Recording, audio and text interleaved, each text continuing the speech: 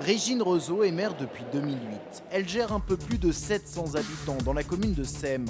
Budget, 800 000 euros par an. En 2014, les transferts de charges de l'État lui ont coûté 25 000 euros. Alors tous les moyens sont bons pour trouver de nouvelles ressources. On a fait des investissements pour réduire nos charges de fourniture de combustible et d'énergie. On a remis en service une aire de camping donc au moment du chantier de la LGV. Ça nous a apporté des ressources supplémentaires.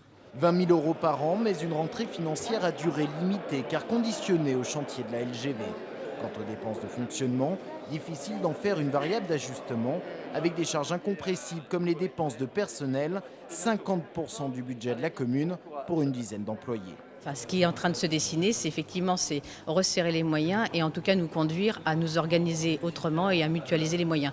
La mutualisation au sein de l'intercommunalité, unique moyen pour des municipalités qui ont déjà bien rogné sur les dépenses de fonctionnement. On regarde chaque départ à la retraite et on voit si en effet il est opportun de le remplacer. Quand il y a 2 départs à la retraite dans 2 communes qui sont côte à côte, pourquoi pas reprendre un seul agent sur les 2. Antoine Tristram est maire de Semblançay, un peu plus de 2000 habitants. Budget global, 2,5 millions d'euros. Baisse des dotations, rythme scolaire et délivrance des permis de construire.